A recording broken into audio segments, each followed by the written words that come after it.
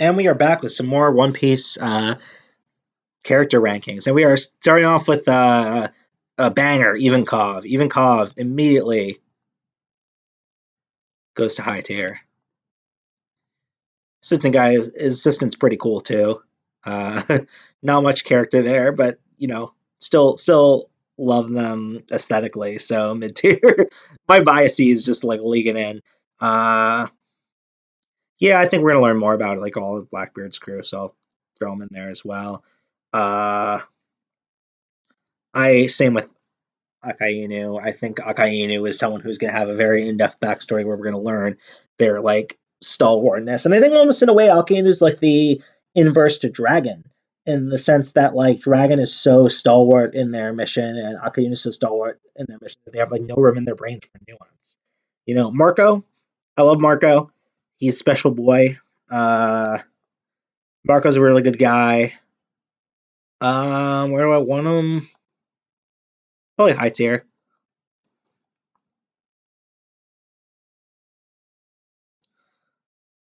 Loads like there's not much. Some of these characters don't have much depth.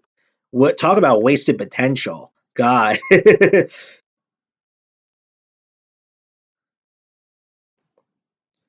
a spider guy. Fuck spider guy. Shit tier. Orange Junior. Yeah, I think Blackbeard's crew. Say Brownbeard. Don't remember much about them. Interesting character with let's do some cleanup.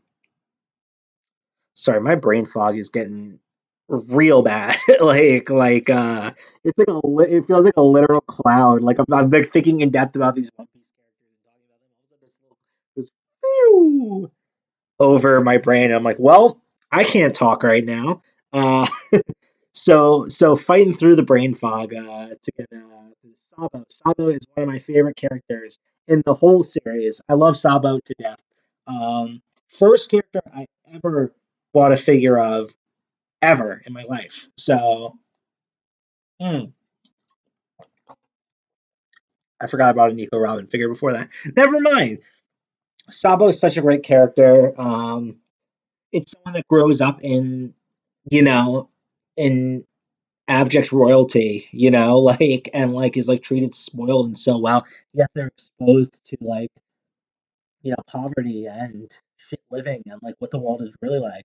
And rather than like, you know, break bad or turn evil because of it. Like he goes against the royalty that he was raised in and decides he's going to become a revolutionary. He could have benefited so well from staying with the royals, staying in like this system of richness and ignoring the problems of the war. He would have been fine. He would have been perfectly fine. Um, and yet he just decides that he's going to do good, and I love him so much for that.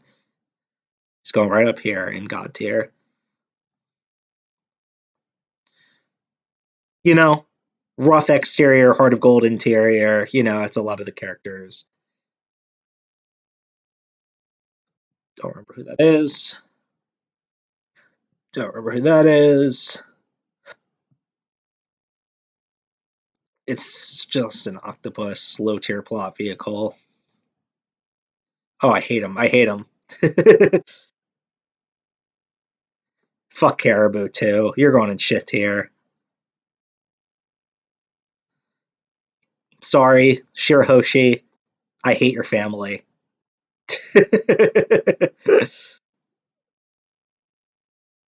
They're all going in shit tier. Shirahoshi, low tier. I've never been a huge Shirahoshi fan. I know a lot of people love her, but whatever. Oolong's sister, whose name escapes me, she's fine.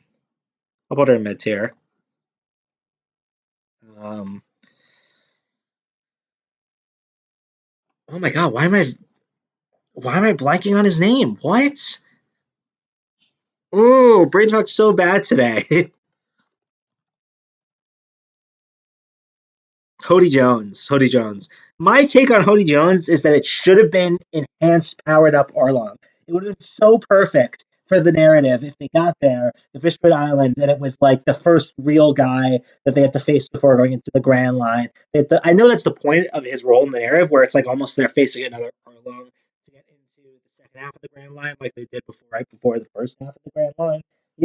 But they could have just made it Arlong. We don't see Arlong die, and the narrative would have had a lot more intensity and stakes, especially around Nami. If it was Arlong again, Arlong grew more powerful in his absence and grew powerful. And it would have taught like the Straw Hats that there's consequences. Like they can't just beat up a guy and leave. Sometimes they come back. So I'm gonna put Cody Jones in low tier just because the potential that could have been there if it was just Arlong again. These are Hody's lackeys. Not really. For some of these Hody lackeys, I'm gonna say who, just because I don't I absolutely do not remember them. Vanderdeckum, fuck Vanderdeckum, could have been erased entirely from the arc. I hate this guy too. He's just so annoying and ugly. Um, anyway, Fisher Tiger. We don't spend a lot of time with him, but what we do get is really good. I think it shows again the division of Fisher Tiger, and what happened with him. You could have become Arlong or you could have become Jinbei, and I love that juxtaposition of two people with the same leader that came away with starkly different things. Put him in mid tier.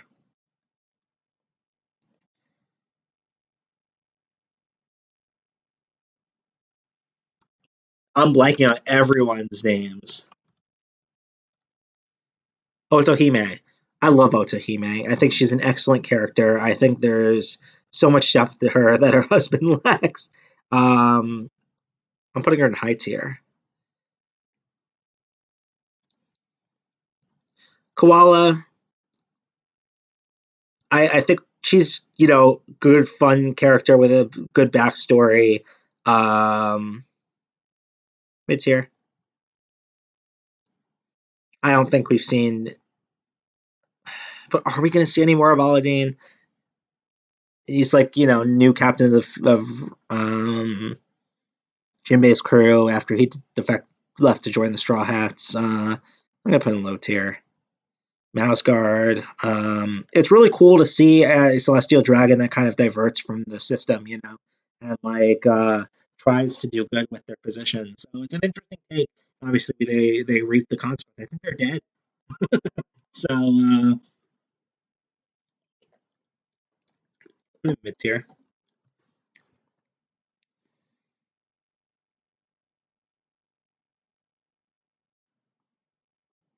Yeah, I'm thinking about where these two guys should go.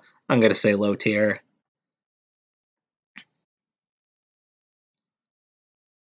Just a child. Is this representative of all the giant children from Punk Hazard? Monet, if I remember correctly, she needed more character. Just don't think there's enough there. Caesar Clown, seems like such a sinister problem on the exterior, but deep down there's a fucking idiot, asshole. I hate Caesar Clown. Let's put him in low tier.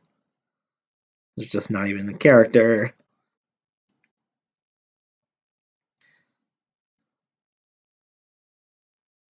Virgo. With the same mid tier.